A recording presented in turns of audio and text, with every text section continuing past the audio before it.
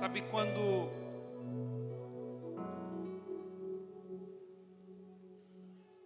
logo que a gente chegou da Argentina, final de semana agora, uma bênção, um tempo muito bom. Mas assim que nós chegamos, parece que as dificuldades subiram de nível. E eu sempre entendi, sempre, que quando uma dificuldade revela para nós que ela está maior, é porque Deus nos colocou em um andar maior. Sempre, sempre. Algumas pessoas que já chegaram para conversar dizendo: bispo, algumas situações disse, querido, você entendeu que subiu de nível? E essa semana foi muito assim. Senhor, tem algo sendo preparado. Eu não sei de que maneira, eu não sei de que forma, mas algo está sendo preparado.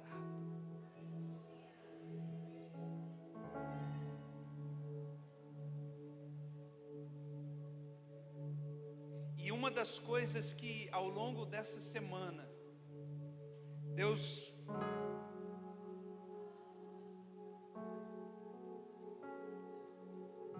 saque as armas espirituais. Saque as armas espirituais. Essa não é uma guerra que se vence com estratégia, com inteligência. Essa é uma batalha que se vence de forma espiritual.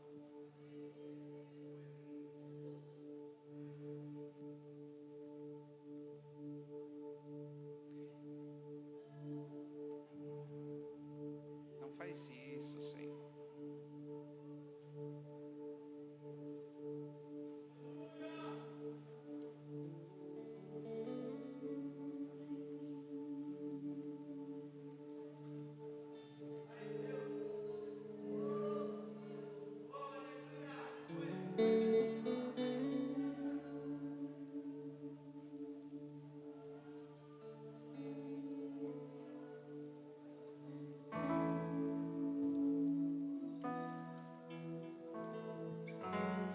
Lembra que eu disse para você, o momento da adoração é um momento de transpiração, um momento de... Mas há também um segundo momento que é o momento de lágrima. E eu vou dizer para você a mesma coisa que eu disse ontem, onde estava.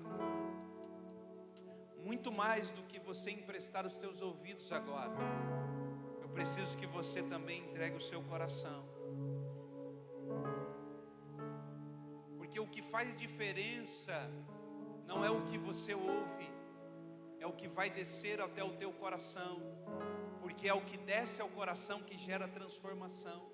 O que você ouve pode gerar apenas uma anotação, uma postagem na internet, um uau, que mensagem, que palavra, mas isso não transforma ninguém. Agora, quando você permite que o que entra aqui alcance aqui, é o que nós chamamos de conversão de vida. Há poucas lágrimas. Por que há poucas lágrimas nos nossos cultos? Porque deixamos com que o que Deus está fazendo fique aqui e aqui.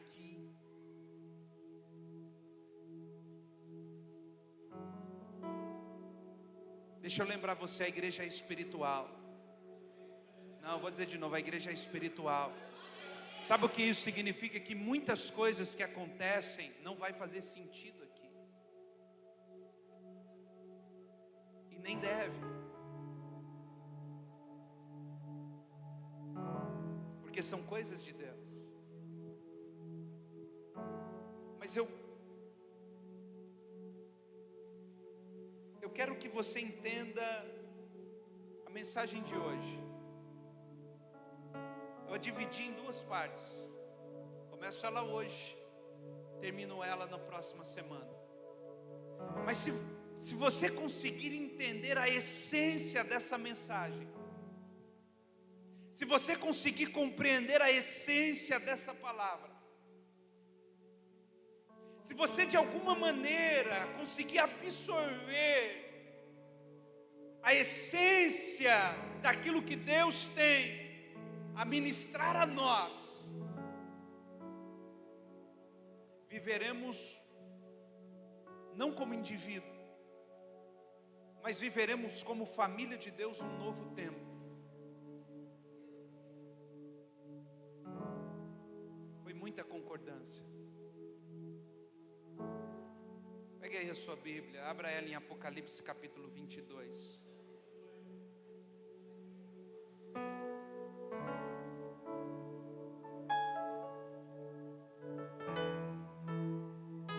Apocalipse capítulo 22, versículo de número 12. Apocalipse 22, 12.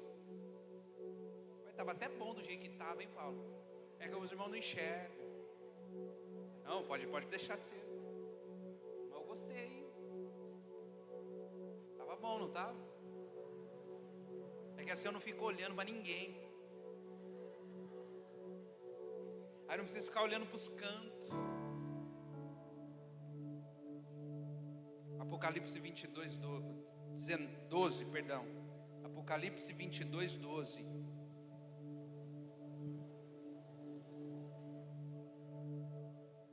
Está escrito assim: e eis que cedo venho, e o meu galardão está comigo, para dar a cada um segundo a sua obra.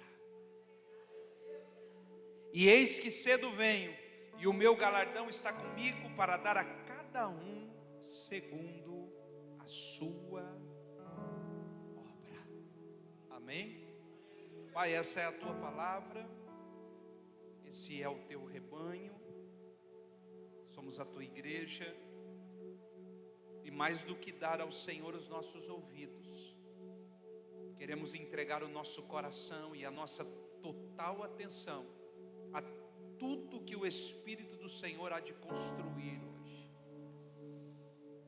Eu peço que o Senhor nos capacite para quebrar talvez um dos maiores espíritos do presente século, e que nós possamos avançar na construção daquilo que o Senhor está fazendo nesses dias. É o que oramos em nome de Jesus. Amém e amém. O tema dessa mensagem é riquezas eternas. Grave isso, riquezas eternas.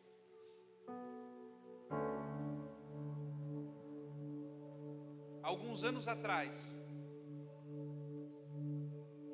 começou um movimento chamado humanismo. E o que era o humanismo? Senão tirar Deus do centro e colocar o homem. Esse movimento descartou qualquer possibilidade de Deus e colocou o homem no centro de tudo. A partir de então, a partir desse momento, o homem se tornou o centro do universo, e a sua mensagem passou a ser: viva para si mesmo.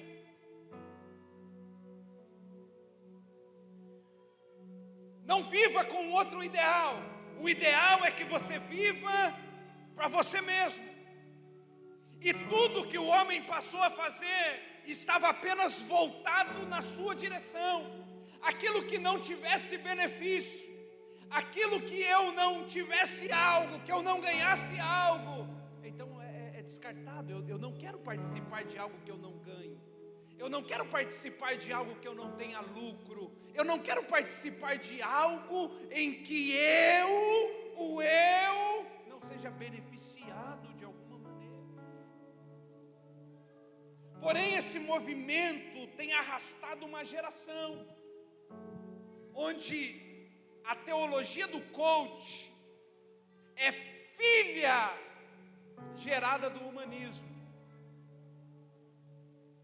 Porque o coach nada mais é do que aquela estratégia humana de melhorar o eu.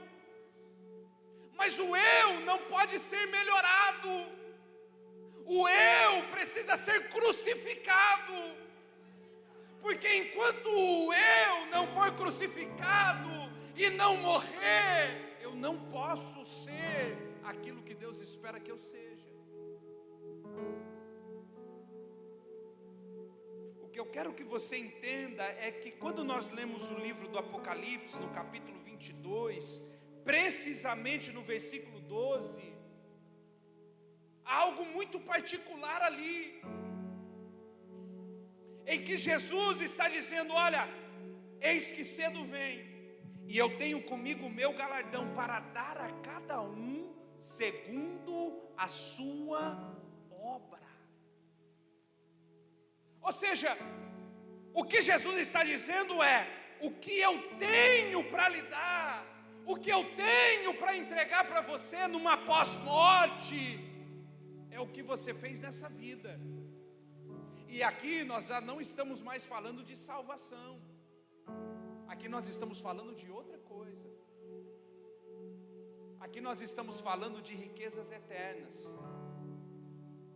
Porque preste atenção, nós estamos tão sufocados pelo humanismo, que nós estamos trabalhando e trabalhando e trabalhando e trabalhando e trabalhando, e nós estamos acumulando tesouros na terra, acumulando tesouros na terra, e estamos deixando de acumular tesouro onde de fato importa. Estamos abrindo mão de tantas coisas para adquirir tesouros terrenos. Pastor, eu preciso adquirir tesouros terrenos, eu preciso adquirir tesouros terrenos, mas o que você não entendeu é o que Jesus disse em Mateus 6,19. Olha o que Jesus disse em Mateus 6,19: não ajunteis tesouros na terra. Olha o que Jesus está dizendo: não ajunteis tesouros na terra, onde a traça e a ferrugem tudo consomem, e onde os ladrões minam e roubam, mas ajuntai tesouros no céu, onde a traça e nem a ferrugem consomem, e onde os ladrões não minam e não roubam, porque onde estiver o vosso tesouro, de novo, onde estiver o vosso tesouro. Pastor, qual é o problema de acumular tesouros na terra? É porque onde está o meu tesouro, o meu coração também está.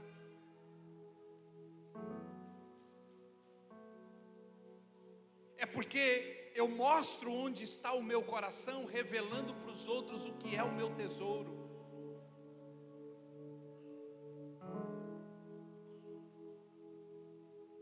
É por isso que Jesus vai contar uma parábola de um homem que descobre um campo, e descobre naquele campo algo muito precioso, de muito valor, em que ele não tem dificuldade nenhuma em chegar e vender tudo aquilo que ele tinha, só para adquirir aquele campo que para ele agora é precioso.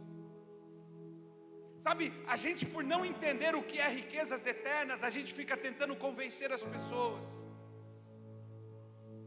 Olha, você tem que ir no culto de domingo, olha, você tem que fazer um curso, você precisa fazer mulher única, você precisa fazer homem ao mar. Sabe, a gente fica de alguma maneira tentando convencer você de fazer algo que vai ser bom para você mesmo, mas você ainda não entendeu que precisa acumular tesouros no céu. Pastor, eu não tenho tempo para acumular tesouros no céu, porque eu estou tão aprisionado, eu estou tão atarefado acumulando tesouros na terra, que não me resta tempo para acumular tesouros no céu.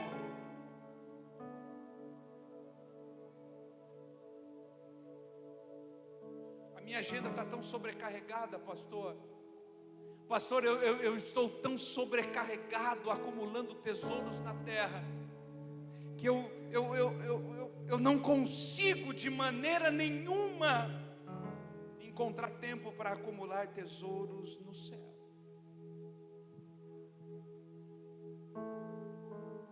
A resposta para essa pergunta é muito clara, é muito nítida. Veja quantas pessoas estão dispostas a servirem a Deus com algo a mais. Não, pastor, eu já estou no culto de domingo, amém, glória a Deus, louvado seja Deus. Agora, irmão, estar no culto de domingo é o básico da vida cristã. Vamos dar um passo a mais, vamos caminhar a segunda milha, vamos servir aos irmãos, vamos servir aos próximos, vamos servir aos outros, vamos de fato trabalhar para acumular tesouro. Ai, pastor, mas aí que está o problema, eu não tenho tempo. Já é tão difícil eu conseguir ter o tempo do domingo. Já é tão difícil eu ter o dia em que eu tenho que apertar a minha agenda para encontrar tempo para estar no domingo na igreja, que eu não posso, de maneira nenhuma, abrir um outro tempo para acumular tesouros no céu. Mas eu estou perdendo tudo, acumulando tesouros na terra.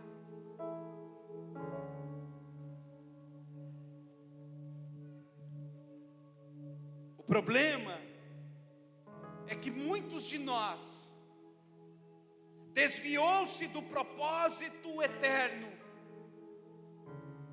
e estamos trabalhando numa edificação completamente humana e terrena.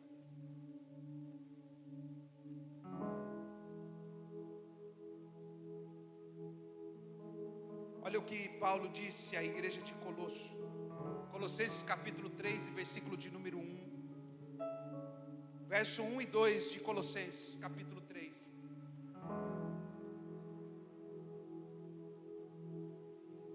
Portanto, se já ressuscitastes com Cristo. Veja, Paulo está dizendo para um alvo bem específico. Você que já passou pela cruz, você que morreu em Cristo Jesus e já ressuscitou com Ele, você que passou pelo processo, buscai as coisas que são, de novo, buscai as coisas que são, onde Cristo está sentado à destra de Deus. Pensai nas coisas que são de cima e não nas coisas que são da terra.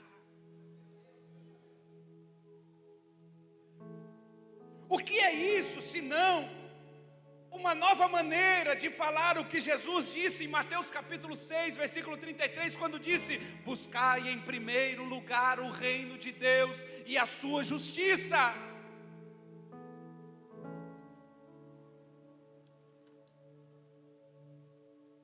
Onde nós estamos edificando os nossos tesouros? Pastor, você está dizendo que eu não posso ter aqui? Não, eu estou dizendo que o que você tem aqui não pode ser maior do que o que você tem aqui. Eu não posso trabalhar mais.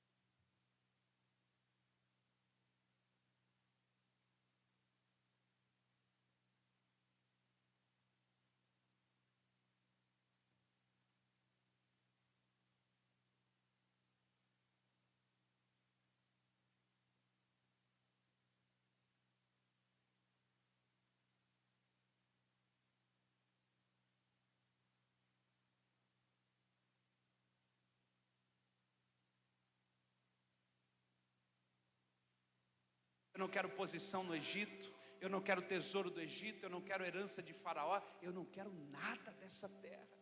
Pela fé. Por quê? Verso 25, olha o que está escrito: escolhendo antes ser maltratado com o povo de Deus, do que ter por algum tempo o gozo pelo pecado. Eu abro mão de ser chamado príncipe de Faraó para sofrer com o povo de Deus. Eu abro mão dessa alegria temporária. Verso 26: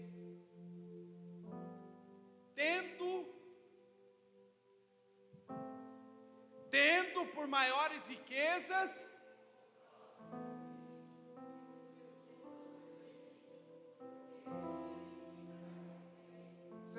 talvez você não saiba, no tempo de Moisés, o Egito era a nação mais rica e próspera da terra. O Egito tinha tesouros incontáveis. Moisés, a Bíblia diz que Moisés, quando viu a recompensa eterna, quando Moisés contemplou que de verdade era tesouro, ele disse: eu abro mão daquilo que é ser chamado príncipe do Egito, eu abro mão de ser chamado filho da filha de Faraó, porque pela fé eu já contemplei onde está a riqueza.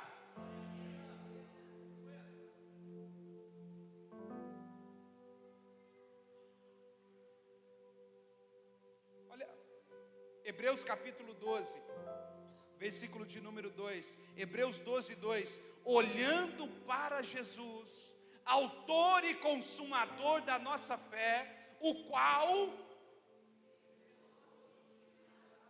aqui, grave essa frase de novo, o qual, pelo gozo que lhe está proposto,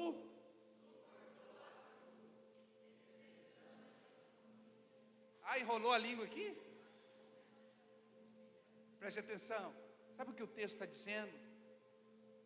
Sabe o que Paulo está dizendo?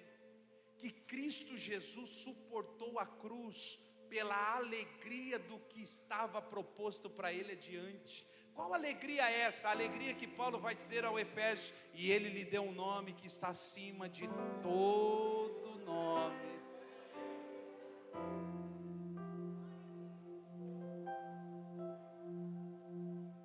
Sabe, a gente muitas vezes não entende o que é viver pela fé. Olha, Hebreus capítulo 11, versículo de número 3. Talvez você nunca leu sobre os realmente heróis da fé, os da Bíblia, a galeria dos heróis da fé. E olha o que o texto vai dizer sobre eles. Hebreus 11, 13, Fê. Todos estes morreram na fé, sem terem alcançado as promessas. Olha que palavra difícil. Todos eles morreram sem terem alcançado. Uma coisa é você morrer sabendo Deus cumpriu tudo. Outra coisa é você morrer sabendo que teve promessa que Deus fez, que os meus olhos não viram. Não significa que não se cumpriram, significa que apenas os meus olhos não viram. Porque tem coisas que você está pedindo, tem coisas que você está orando, que os teus olhos não verão, mas os filhos verão. Agora, olha o que o texto diz: mas tendo-as visto e saudado, porque está falando dos heróis do Antigo Testamento.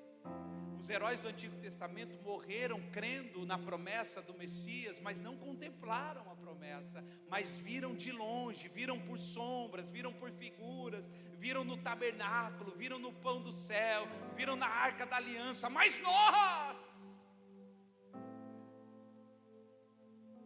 confessaram que eram estrangeiros e peregrinos na terra.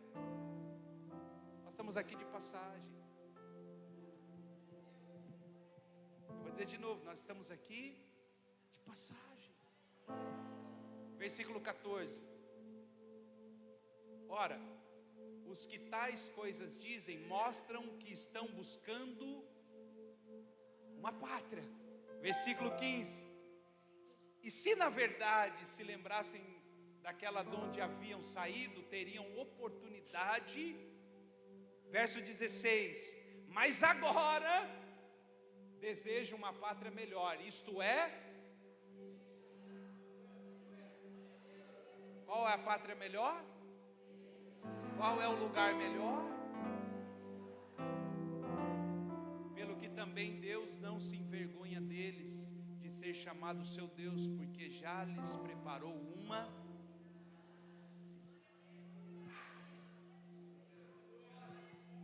Eu não sei qual é a visão que você tem do céu. Vamos deixar umas coisas bem claras aqui. Primeira coisa, nós não iremos para o céu.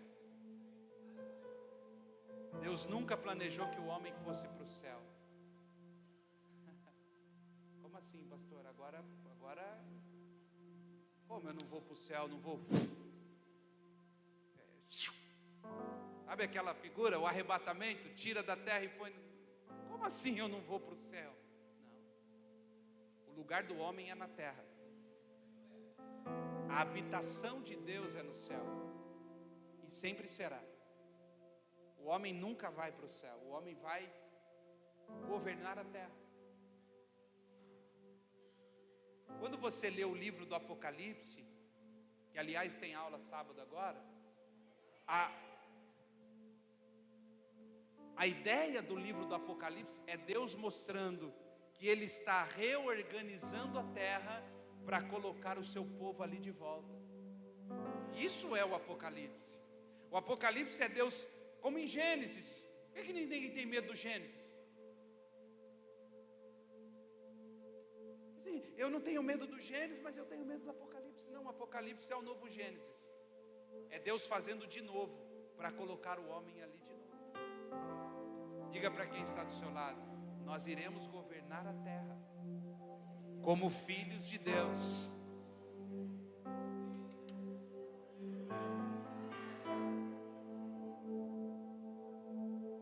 Nós vamos estar aqui porque aqui é o nosso propósito. Porque as pessoas têm uma imagem assim mesmo: o céu vai, como é que vai ser o céu? A gente vai ficar diante do trono de Deus dizendo santo, santo, santo, santo. E aquela multidão, e a gente ali junto com os anjos, santo, santo. Querido, talvez você nunca entendeu. O que vai ter é uma nova cidade. Povos e reis nessa nova terra. A nova terra, a celestial, ela será uma nação, com um único povo, o povo santo de Deus, mas uma nação. As coisas irão funcionar nessa nação. E preste atenção, o que vai definir a forma como viveremos nessa nova nação é a maneira como vivemos aqui. Deixa eu deixar uma outra coisa bem clara para você: salvação é graça de Deus. Efésios capítulo 2, versículo 8: porque pela graça sois salvos mediante a fé. Isso não vem de vós, é dom de Deus. Não vem de obras para que ninguém se glorie. Ou seja, ninguém é salvo pelo que faz, você é salvo por graça. Agora tem uma coisa: eu sou salvo para ir para Canaã celestial, amém, glória a Deus. Mas a maneira como eu vou me movimentar ali depende do que eu faço aqui e agora. Eu sou salvo pela graça, mas eu governo pela obra.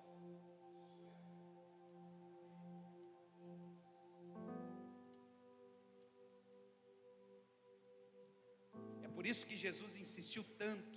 É por isso que a Bíblia ela é tão insistente para dizer para você: todo aquele que tem um talento, trabalhe.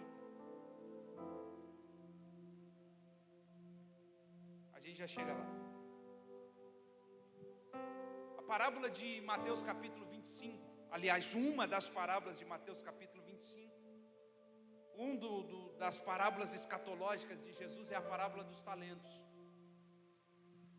E talvez você nunca tenha entendido a parábola dos talentos, porque a Bíblia diz que Jesus contou essa parábola, diz: um senhor chegou aos seus servos e a um deu 5, a outro deu 2 e a outro deu 1 talento, e foi para uma terra longínqua. O que ganhou 5 trabalhou e ganhou outros 5, o que ganhou 2 trabalhou e ganhou outros 2, e o que ganhou 1 escondeu o seu talento. E regressando o seu senhor da sua terra, veio a pedir contas daquilo que havia deixado. Só para deixar bem claro, todos nós recebemos pelo menos 1 talento. Todos. Não vem com essa desculpa de que um dia você vai chegar diante de Deus e vai dizer: ah, Senhor, é que eu não sabia o que eu tinha que fazer. Não, recebeu 1 talento. O que você fez foi apenas escondê-lo. O que você fez foi apenas deixar escondido para não usar para a glória de Deus. Mas Ele te deu. Bispo, mas o talento que eu tenho é cozinhar. Então coloque a cozinha para servir a Deus. Mas eu não tenho muito talento, eu tenho algumas habilidades. Coloque isso para servir a Deus. Mas bispo, você não entendeu. É costura. Como é que eu vou fazer? Reúne algumas irmãs, eu vou ensinar você a costurar. E no meio da aula você diz assim: sabe por que a gente está aqui? Porque Jesus não pode colocar remendo novo numa coisa velha.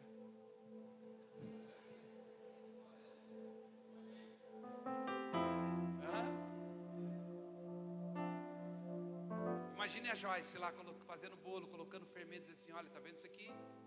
Tem que tomar cuidado com o fermento dos fariseus.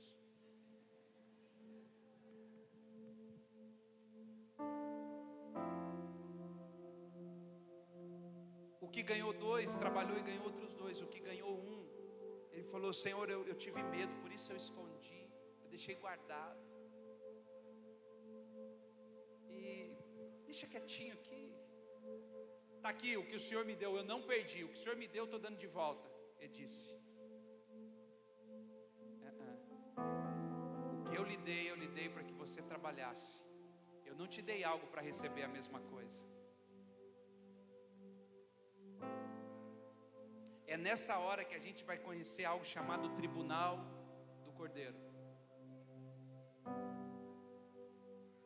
O Tribunal do Cordeiro não tem a ver com salvação, porque isso a gente alcança pela graça. Mas um dia nós nos assentaremos diante de um tribunal. Romanos capítulo 14, versículo 10. Olha o que diz.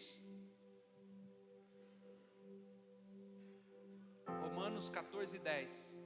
Mas tu, por que julgas o teu irmão? Ou tu também, por que desprezas o teu irmão? Pois todos havemos...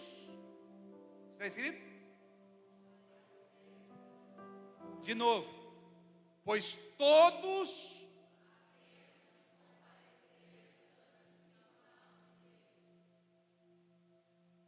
Esse tribunal aqui não é um tribunal de salvação. Esse tribunal é diferente. Olha o versículo 11.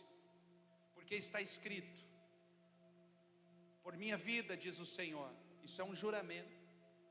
Diante de mim se dobrará todo joelho e toda língua louvará a Deus.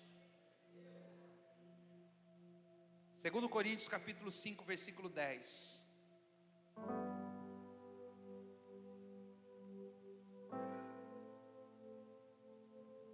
Vamos ler? Porque é necessário...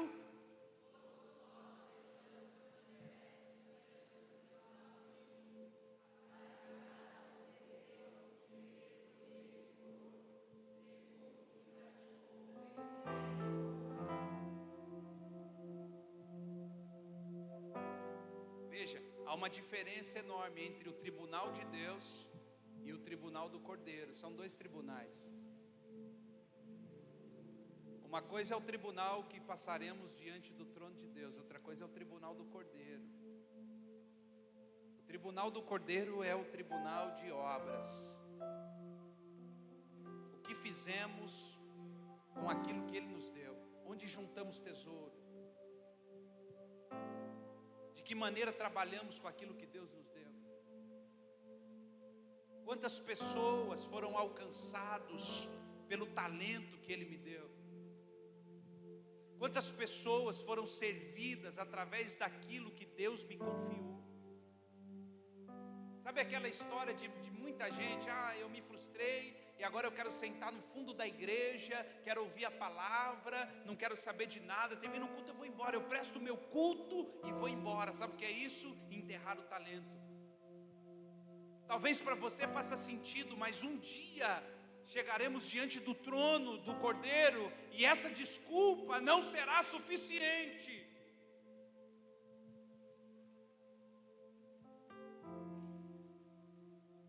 Porque essa visão do eu sofri, eu me magoei, eu me entristeci, eu me chateei, isso não serve. Porque todos devemos comparecer ante o tribunal de Cristo. 1 Coríntios capítulo de número 3 e versículo de número 11.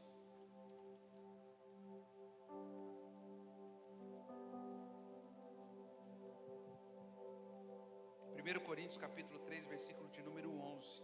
Olha o que está escrito: porque ninguém pode lançar outro fundamento além do que já está posto. Qual é? Sabe o que significa isso? Significa que tudo aquilo que nós vamos fazer, eu não faço por causa da igreja, eu não faço por causa do pastor, eu não faço por causa do irmão, eu faço porque Cristo é o fundamento. Cristo precisa ser a base de tudo aquilo que nós estamos fazendo. Eu não posso ter um outro fundamento, eu não posso ter um sentimento, eu não posso ter nada. Cristo é o fundamento daquilo que eu faço. Porque veja, olha o que está escrito aqui, verso 12. E se alguém sobre esse fundamento levanta um edifício de ouro, de prata, de pedras preciosas, madeira, feno e palha, o que está escrito aqui?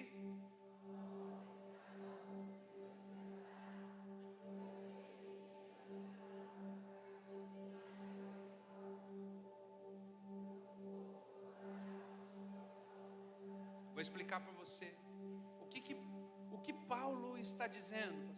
Paulo está dizendo o seguinte: olha, o nosso fundamento é Cristo Jesus. Só que se alguém colocar outro fundamento que não é Cristo Jesus, é um outro fundamento. É aquela pessoa que chega e diz assim: eu gosto tanto de música, posso fazer parte do louvor? Eu gosto. Olha onde ele está fundamentando, eu gosto. Se ele gosta, ele pode deixar de gostar. Se ele gosta, ele pode ficar chateado. Se ele gosta, é porque ele gosta. Aí ele está dizendo: olha, se você colocar um fundamento que não é Cristo e edificar sobre esse fundamento algo de ouro, de prata, de bronze, de feno, de palha, de madeira, naquele dia o fogo provará qual foi a sua edificação. E o que está escrito aqui? Porque será revelada no fogo, e o fogo provará qual será. Sabe, naquele dia, mais do que ações, e grave isso, naquele dia, mais do que ações, o que será julgado serão motivações. É por isso que você lê Jesus dizendo: as pessoas chegarão naquele dia dizendo: Senhor, Senhor, em Teu nome nós expulsamos demônio, em Teu nome nós falamos em outras línguas, em Teu nome nós curamos enfermos. Ele dirá: apartai-vos de mim, porque eu não vos conheço. Porque vocês edificaram isso sobre um outro fundamento que não era Cristo.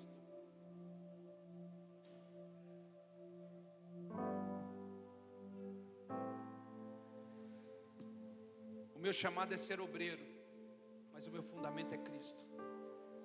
O meu chamado é dançar para o Senhor, mas o meu fundamento é Cristo. O meu chamado é para música, mas o meu fundamento é Cristo. O meu chamado é servir aos moradores de rua, mas o meu fundamento é Cristo. O meu chamado é servir as nações, mas o meu fundamento é Cristo. Quando Cristo é o meu fundamento,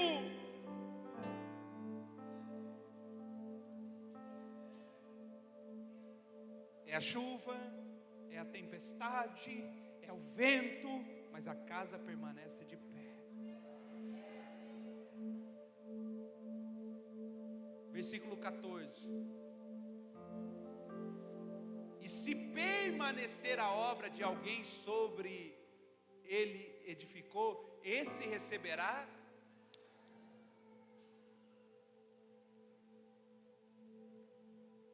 Verso 15. E se a obra de alguém se queimar, sofrerá ele prejuízo, mas o tal será salvo, todavia, como que pelo fogo. Esse é o texto que deixa muito bem claro o que é galardão e o que é salvação. Se as obras forem recusadas, o tal será salvo, porque salvação é graça, amém? Essa igreja não pode cair no conto da mentira do diabo, de que você vai no céu por aquilo que você faz. Você não...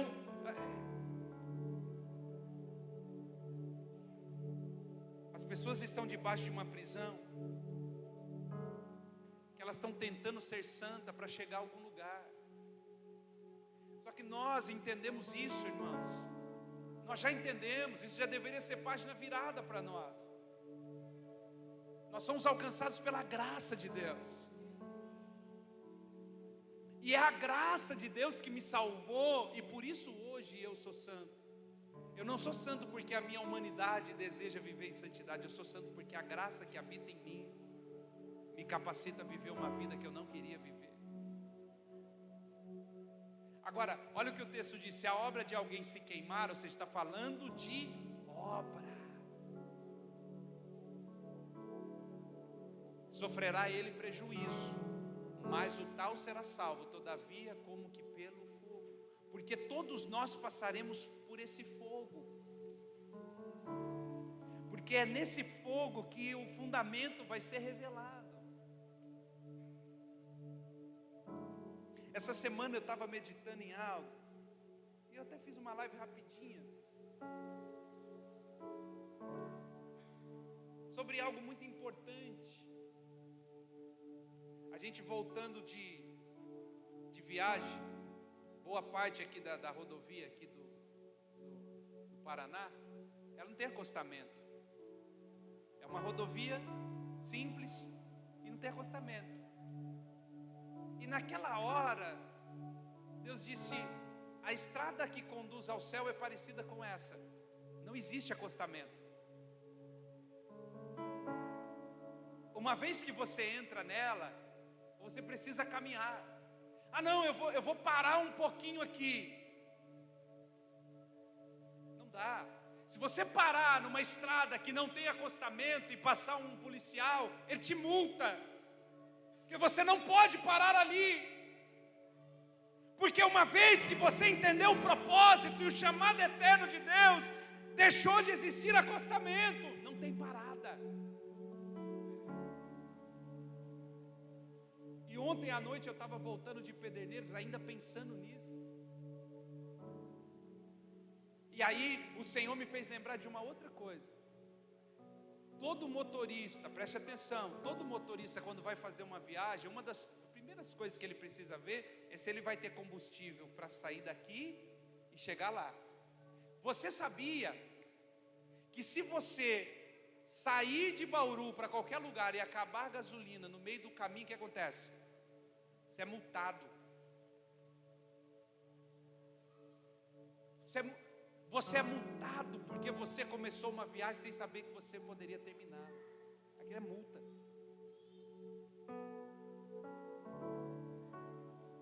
Você não pode. Não, mas eu estou meio desanimado. Não é que está desanimado, é que você não mediu a sua caminhada e não colocou o azeite suficiente para ir até o final.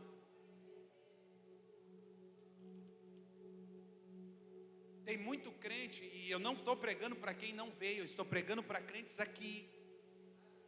Tem muito crente no acostamento. Sabe o que eu quero dizer para você? Além da multa, você corre o risco de causar acidente, porque tem gente vindo e indo, e você pode criar uma colisão.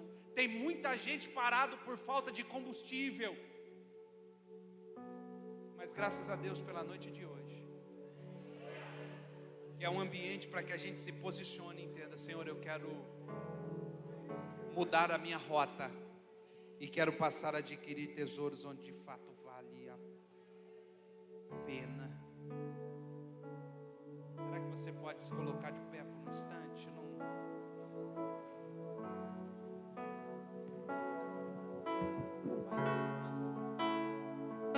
Levante as suas mãos, feche os teus olhos. Faça dessa canção a sua oração.